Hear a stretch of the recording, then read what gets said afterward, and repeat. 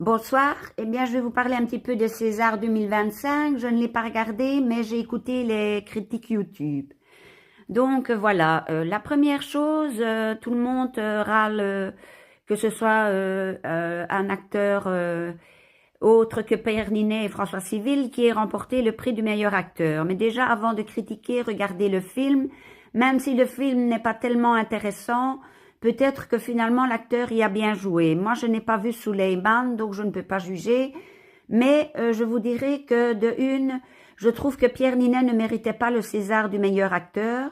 Pourquoi? Je lui donnais un 7,5 sur 10. Parce que je trouve que Pierre Ninet parlait à demi-voix. On aurait dit qu'il voulait parler tout bas dans le film. Ça, c'est déjà une première chose. Donc, parfois, ça ne permet pas d'entendre tout ce qu'il a à dire. Et deuxièmement, je trouvais qu'il faisait trop pompeux. Oui, Pierre Ninet a quelque chose comme de noble en lui. Je trouve qu'il fait noble, mais bon, malheureusement, je trouve que son jeu d'acteur ne méritait pas un 9 sur 10. Donc voilà, malgré que j'ai bien aimé le film, Le Comte de Monte Cristo, parce que c'était une façon plus moderne de le voir, moi j'ai préféré Louis Jourdan et Jean Marais qui ont joué Le Comte de Monte Cristo également et qui l'ont beaucoup mieux joué. Donc ça c'est déjà une chose. Que vous vous indigniez que l'amour ouf n'ait pas gagné le César, mais sachez qu'un petit truc en plus a fait plus d'entrées au cinéma et il n'a même pas été présent au César. Donc moi je trouvais que ça aurait été bien justement qu'on permette à des personnes qui ont un petit truc en plus d'être mis à l'honneur. Mais bon, voilà, c'est comme ça. L'amour ouf pour moi, c'est l'histoire de Roméo et Juliette dans les banlieues à Paris. Donc voilà.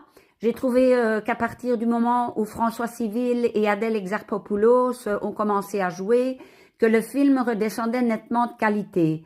J'ai par contre trouvé les deux jeunes acteurs du début merveilleux. C'est d'ailleurs ça qui m'a permis d'essayer de regarder le film jusqu'au bout.